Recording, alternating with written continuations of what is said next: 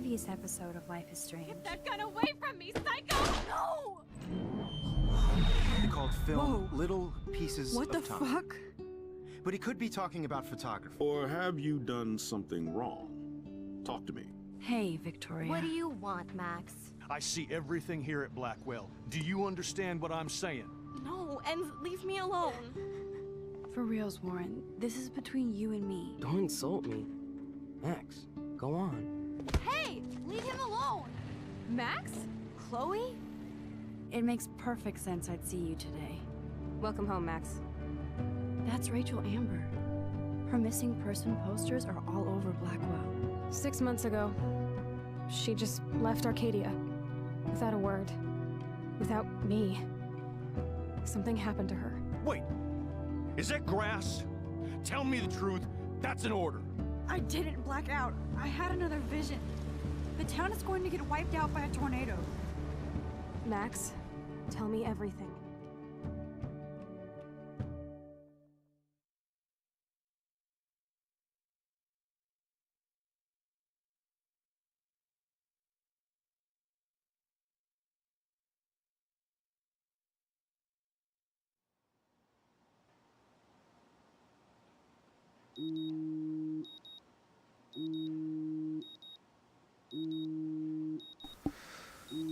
Oh god, way too relatable. What was that? My alarm? Guess I'll snooze for a bit.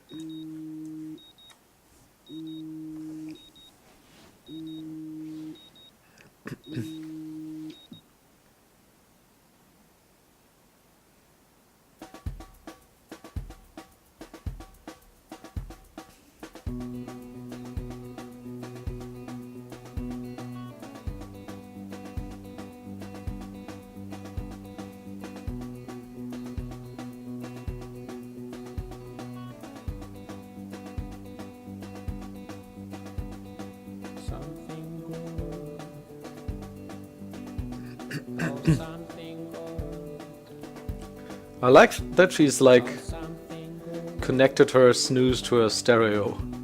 I should do that.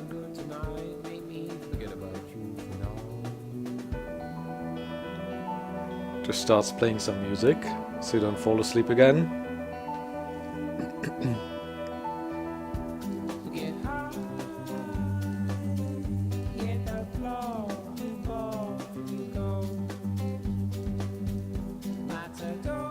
That's an adorable shirt.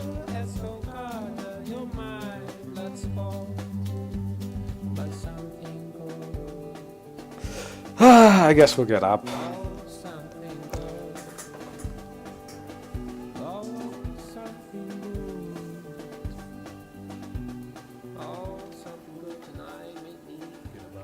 No amount of rewind will keep me clean. I still need a shower. Whoa. Hello, zombie face. This is what happens when you research quantum physics all night. Oh, good morning, Chloe.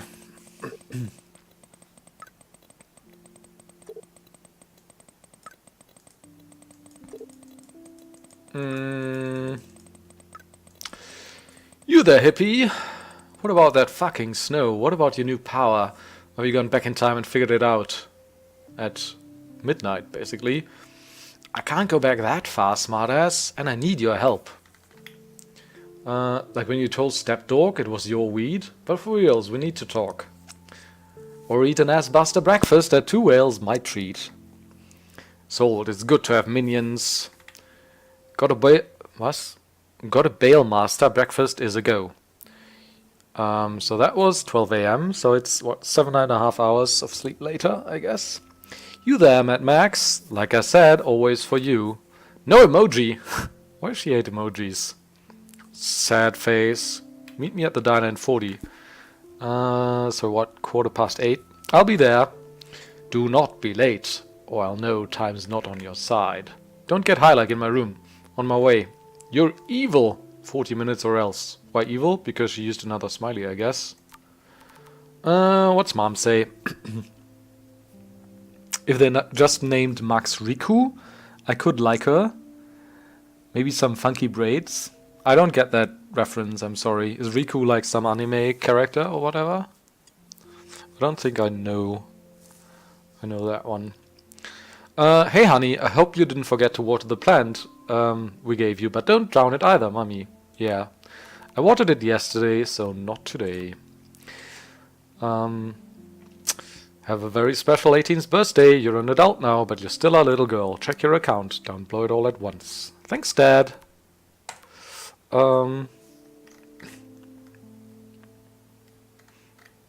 Hey Max, you around? Always. Yeah, we read this earlier.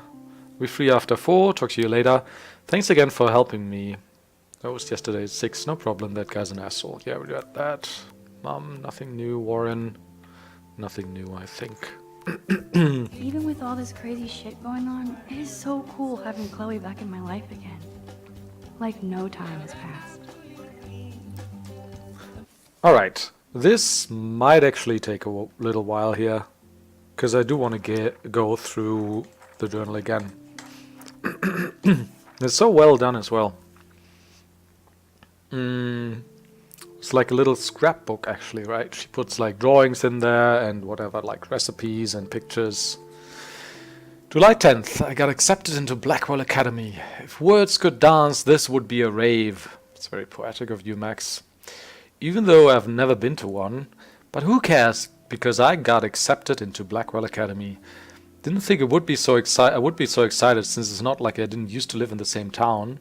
But when I saw the text from the Blackwell Scholarship Office, I could literally feel my pulse speed up. Do they just send texts for that now? I guess. I thought I was going to say, sorry, thanks for playing. It took me a few seconds before I read the whole thing. I guess I wanted to enjoy that last moment of blissful ignorance. And when I saw the first word, congratulations, I think I screamed. My mom cried and my dad laughed. They're so weird, but they're happy, and this means extra financial support. Because they don't have to pay anything to Blackwell. This means new clothes and, if I can work it, a new laptop. I was a cute Final Fantasy girl from Square Enix. Oh, that's right. Okay. That makes sense. Yeah. Some funky braids. Oh, and I have to keep telling myself in caps that I am going to Blackwell Academy. August 18th. So she writes in her journal about once a month. Alright, got it. So this is it. I'm leaving Seattle to go back to Arcadia Bay. Usually people go to the high school closest to home. I suppose I am too. It's just, I haven't lived there for 5 years. Out of all the best photography programs in the world, I choose to go to the smallest, back in a town I was excited about leaving. Maybe I wanted to come back all along, just to see if Chloe and I are still even friends. But I do wish Chloe would have moved with us to Seattle. That city was made for her. When we would play pirates in our rooms and in the woods, it seemed like Seattle was that fabled faraway island of treasure and adventure that we were always seeking, with coffee shops. I heart Seattle. Oh dear. But Seattle wasn't like a fable. Au contraire. Now Blackwell Academy seems more exotic to me than any other place in the world. To study photography under Mark Jefferson. Sigh, insert hearts and flowers. Plus there will be cool diverse students from everywhere. It won't be like my high school now. I never really found a groove with my classmates, or boys. I'm lucky I have a couple great friends here, but it's time to ship out. So maybe Arcadia Bay will actually turn out to be the island of treasure and adventure I've been looking for. Couple great friends there, right? They haven't written you yet, Max. Wonder how great those friends were. Shit's crazy here. I didn't realize how much crap I had to pack until I had to pack all my crap. Mom and Dad are getting a little too excited. I'm clearing my room. Though I caught Mom crying when she was packing my shirts. That made me want to cry like a little girl and never leave Seattle. So instead of packing, I feel like burning all my clothes. Then just raiding a thrift store to build up a new Max wardrobe over my junior year. Not that I even have an old Max wardrobe. Nobody will know me except for Chloe, and who knows how different we are now. Well, very different. So I can cut my hair, get a tat and some piercings, maybe date a cute foreign exchange artiste from Paris or Rome. I can do anything, unless I get busted. And there will be so many super cool chances for my photography to get exposed. Thinking about that is when I get scared, but excited. and then I don't feel like crying at all. I get tingles down my arms, sensing the universe opening up for me. I can't wait to leave. I just want things to be different at Blackwell. Actually, that's a feeling, I don't know about you guys, but that I can empathize with very much as well. Because I felt this way before. I'm not as introverted as Max is, but sometimes I can be a little bit, I guess. And this feeling of, oh, I'm going somewhere new and I'm going to be living there for like a year or so, starting a new study program or whatever, feels like a fresh start socially as well, like a chance to reinvent yourself, because no one really knows how you are or what you used to be, and you don't really have to conform to the roles that everyone expects of you. In the end, though, from my experience at least, what ends up happening is that you're just your normal self again. It's not like you go crazy and completely reinvent yourself, because it's just too much. It takes too much energy to always like put up a front and be someone that you're not, I guess. But yeah. September 2nd. My first entry from my new dorm room the night before my first day at Blackwell. I haven't had any time to write or even take pictures since I got here. My shit is in boxes all over the room, which is small but mine, and I never want to leave. I can't wait to decorate. Plan a whole wall of photos. I did meet some of my dorm mates, though I suck at remembering names, so I won't bother right now. But I think I can already see who's going to be cool with me and who's not. It's a bitch trying to get settled into a new school and social scene after I finally found good friends in Seattle. But I'm here now, and this is the start of my new life. Sweet dreams. 1 day later. Blackwell sucks ass. Well, that didn't take long. I told myself not to whine so soon, but damn. The day started like Christmas morning. I barely had any dreams because I was so pumped to start my first official day of my new life. Like a dork, I couldn't figure out what to wear, so I chose what was on the floor. I'm no good with names and faces right away, but I picked up some names like Kate, Brooke, Taylor, Alyssa. And how could I forget Victoria Chase? Rich, stylish, entitled, I could feel instant judgment when she looked at my raggedy-ass clothes. As if I'm at Blackwell to strike fashion poses. Maybe I'm being extra crispy sensitive, but I think Victoria wants life here to be like her own reality show. Ugh. So that wasn't fun, along with my general social unease. I thought it would be easier being back. Call the Wambulance. I don't want this day to end all woe is Max. It was incredible to walk across the green campus in the morning mist. I love the stone steps and the brick walls of Blackwell. Everything's a picture waiting to be taken. Speaking of, at least one great thing did happen today. Mr. Jefferson's photography class. Sigh. There's more to tell, but journal, forgive me, I am truly wiped out. September 4th. I have an assload of homework already. So much bullshit. At least give us noobs a day to acclimate. But to prove I'm not a total loser, I made a new friend in my science class. His name is Warren Graham, and he's a serious geek. Plus he's dark and witty. Mr. Folderol revolutionizes his persona by adding glasses. Yeah, that's right. I don't know, get a new tat. Date a cute exchange artiste from Paris or Rome. Yeah, that's right. He comes across as kind of a know-it-all, but it turns out he does kind of know a lot. We talked about photographers, and he actually named a few I'd never heard of. We traded numbers, and he'll be a good study partner, or a good friend.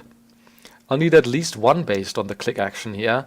I thought being 18 meant I didn't have to deal with this teenage drama anymore. I thought. At least I get to research famous photographers for some of my homework. Mr. Jefferson assigned us a ton of reading, but this is exactly what I want to study. Jefferson is super cool and super chill. He doesn't try to be too hip. Well, yeah, he actually does try pretty hard.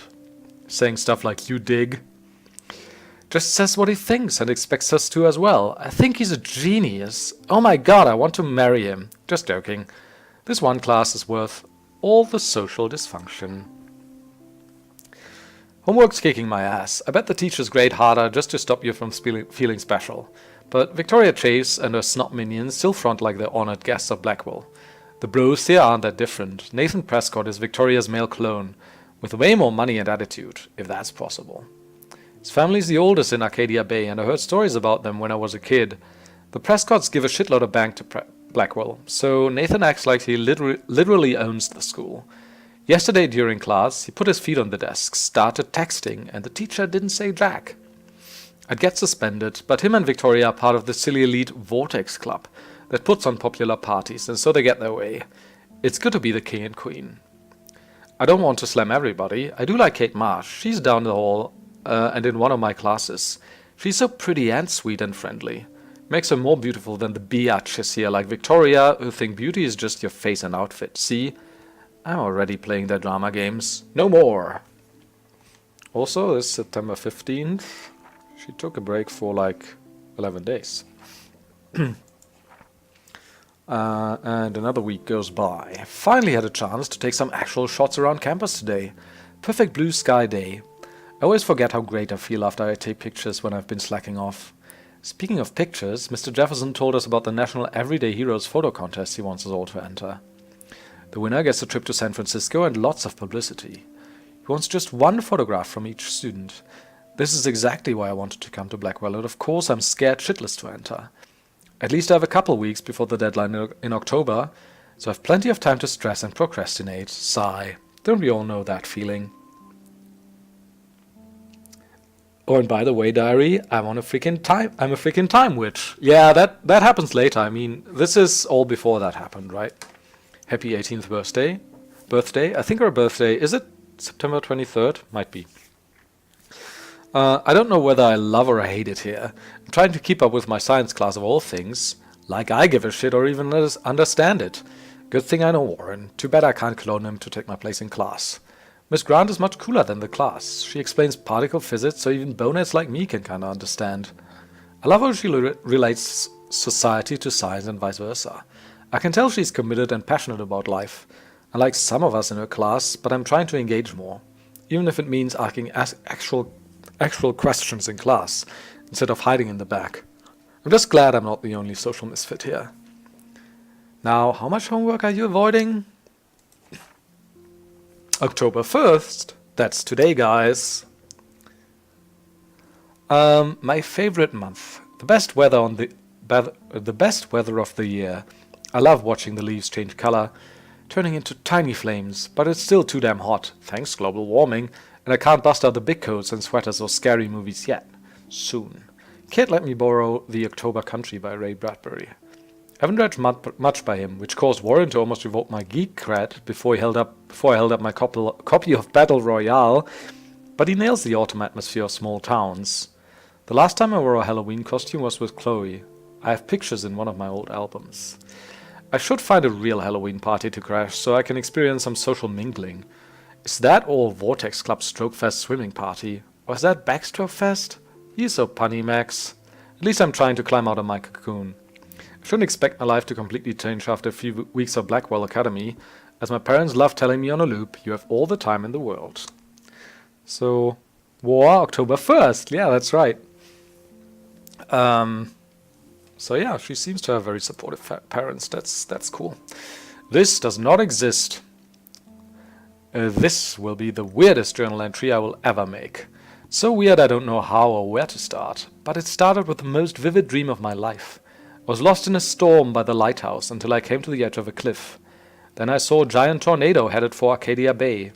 It was so real that I could feel the rain stinging my face, and I was scared shitless. Then a boat hit the lighthouse, and I swear I actually felt like I was going to die. But I woke up in Mr. Jefferson's class, and I wasn't even sleeping. I almost fell out of my chair. Jefferson called me out, but I totally blew the answer. Of course Victoria pounced on me and made me look like a bigger idiot. She's so awful. Then I didn't have the guts to turn in a photo for the Everyday Heroes contest, while Victoria did a usual suck-up to Jefferson. He's so cool, and he clearly wants me to succeed.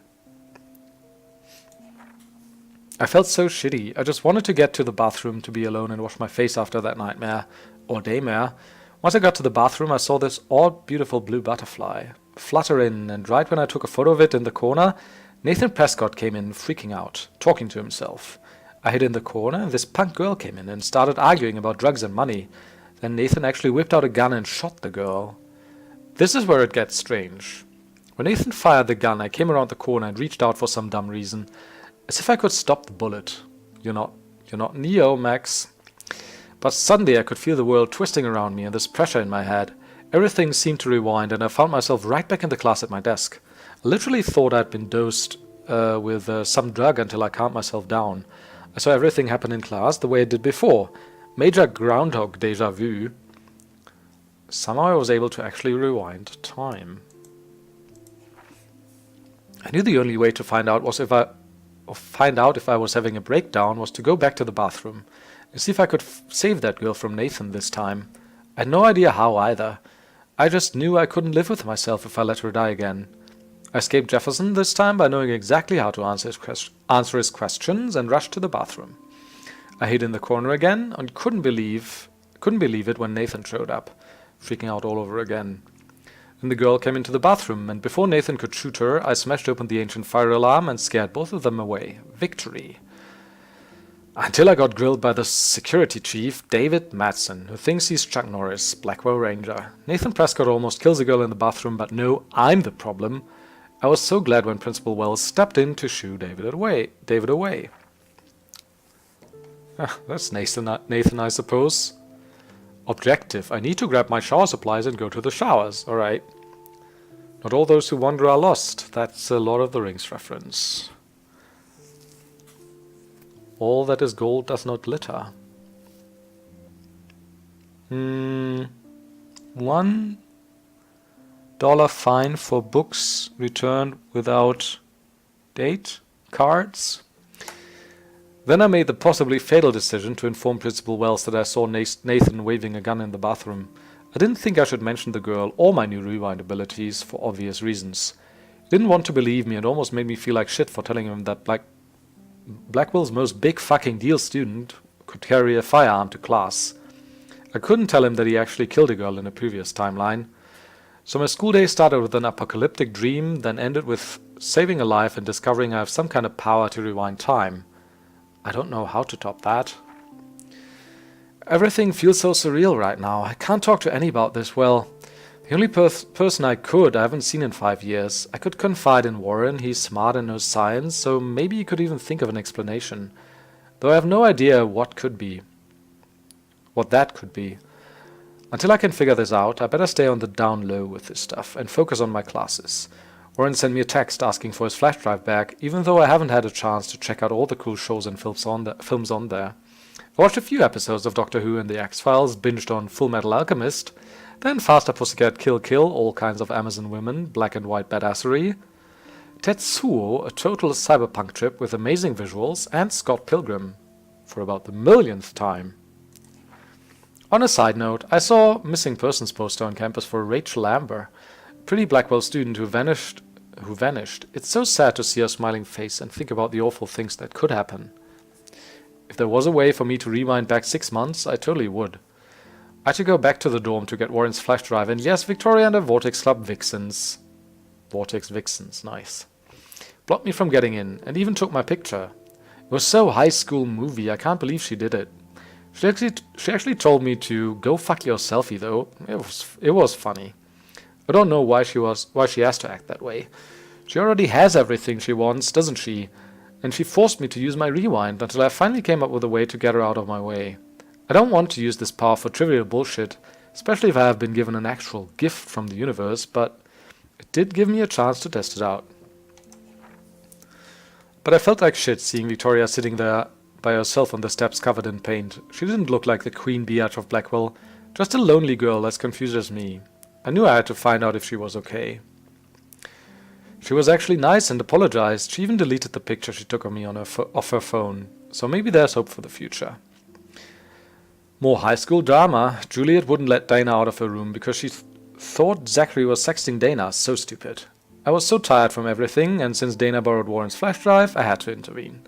Juliet told me Victoria was the one who gave her the inside scoop on Zach and Dana, so I knew what Victoria was playing them all.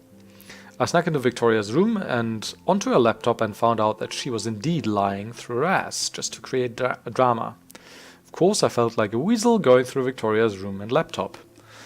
And there she drew a pregnancy test. I wonder if she does this if we don't look at Dana's pregnancy test. And there's Dana there. What the fluff. Once I gave Juliet the proof that Victoria was behind this, I went to get Warren's flash drive from Dana. She was in a weird mood, so I had to look around to see if I could find out why. I found a home pregnancy test along with a note from Logan at a doctor's appointment. Dana admitted she was pregnant, and I realized that all of my friends have troubles that are just as significant as mine. I'm starting to get the hang of this whole rewind thing. I don't want to waste this power, but there has to be a reason it was given to me, so I better learn how to use it right. I started by saving Alyssa from getting a football-fueled headshot. I admit, it felt amazing just to help Alyssa with something as simple as that. I also saw David Madsen hassling Kate Marsh. I couldn't hear everything, but he was accusing her of something. All that guy can do is point fingers. I got so pissed I went over to stop him from being such a bully. He's a security guard, not a stormtrooper. He was an asshole, as usual, but I felt good about what I did, and Kate seemed truly happy that somebody stood up for her. And I did that without using my rewind power. This day keeps getting stranger. I don't even believe what I'm writing, and I can't even do a simple task like giving Warren back his flash drive without getting into a situation. In this case, though, it turned out half bad and half good, which I guess is the yin and yang of life. When I met with Warren in the lot and checked out his new retro wheels, guess who showed up? Nathan Prescott, freaking out all over again. He got all up in my face to accuse me of bullshit. Even though I was scared because I know what he did to that girl in the bathroom, I was more furious. Then the girl in the bathroom pulled up in a truck, my former best friend, Chloe Price. We both looked at each other like, what the fuck? Next thing I knew, I was in a truck as Warren earned his man card and tried to get Nathan off my ass. I owe Warren big time. Seeing Chloe for the first time in 5 years was such a shock I was almost paralyzed. Especially after realizing that Nathan had almost killed her right in front of me. Now Chloe shows up out of the blue to save me. Of all the bizarro and unexplainable shit happening today, sitting in Chloe's battered truck, listening to music and staring at her dashboard bobblehead might be at the top. So I tried to process the fact that Chloe and I were two best friends who didn't know each other anymore. She had blue hair, piercings, and cool boots, and I looked like a dog. I didn't know where to start, and she wasn't exactly extending an olive branch. So we sat there like strangers. At least I had time to catch my breath and realize in the parking lot melee with Nathan and Warren, my camera got busted up. I didn't care considering everything else going on, but it sucked on top of everything else going on. Going back to Chloe's old house for the first time in 5 years was like the ultimate rewind. Some things were obviously different, but some things weren't. The house smelled exactly the same as it did when we were growing up. Yeah, isn't it crazy how good a memory we have for smells sometimes? Chloe's room was like an exploded version of her new adult self, cool and chaotic. I could tell she was pissed. She wanted to blaze up and chill, so I explored her room and to play catch up on what she was into these days. I'm an other one. What? That's utterly outrageous. Folk off. I am 18. Nice. Then I found a photo of Chloe with Rachel Amber. Chloe freaked and laid into me for not calling her once. I deserved it. She'd become best friends with Rachel and they were going to bail on Arcadia Bay and head out to Los Angeles for fame and fortune. I could tell how much Chloe cared about Rachel since she was the one putting up the posters. I felt even shitty about leaving Chloe alone all those years when she most needed me. You suck, Max. But Chloe is obsessed with Rachel, the missing girl. She says Rachel vanished after meeting some amazing dude rather. Probably some psycho online. Chloe wanted to smoke out and be alone, so I went downstairs to find tools and fix my camera. Hello. What's this say? Food? Arcadia, maybe?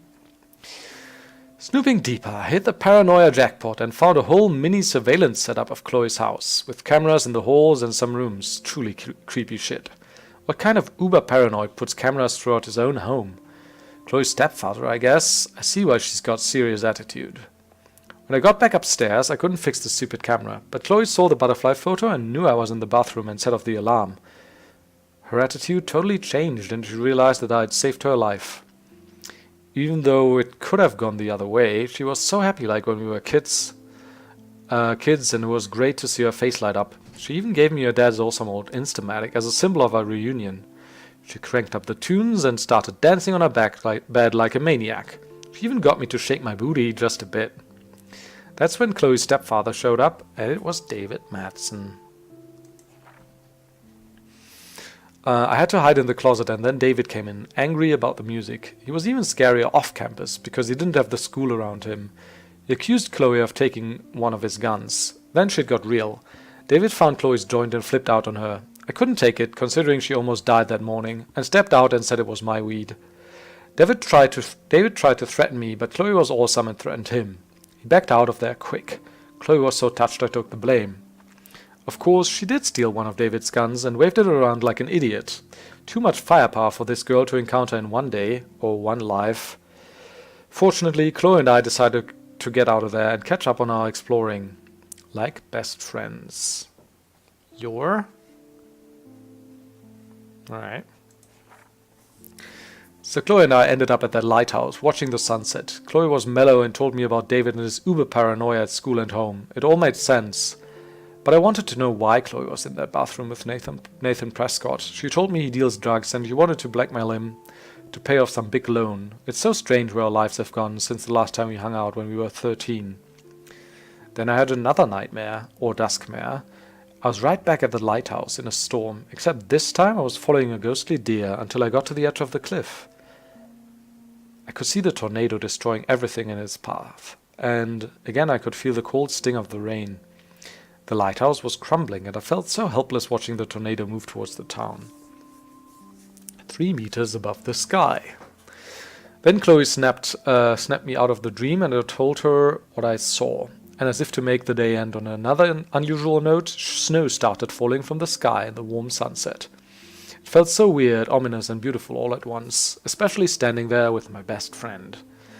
On that positive thought, I have officially earned a great night's sleep. Alright. Yeah, I'm not gonna look at the people now. Okay, got all those pictures. How about episode 2 though? That's of the bunny, I think. 2 Wheels Diner, Doggo, Firewalk with Me. This donut. I don't know, man. We'll see. Yeah, we're still in our room as well. Alright, let's get back to the game then.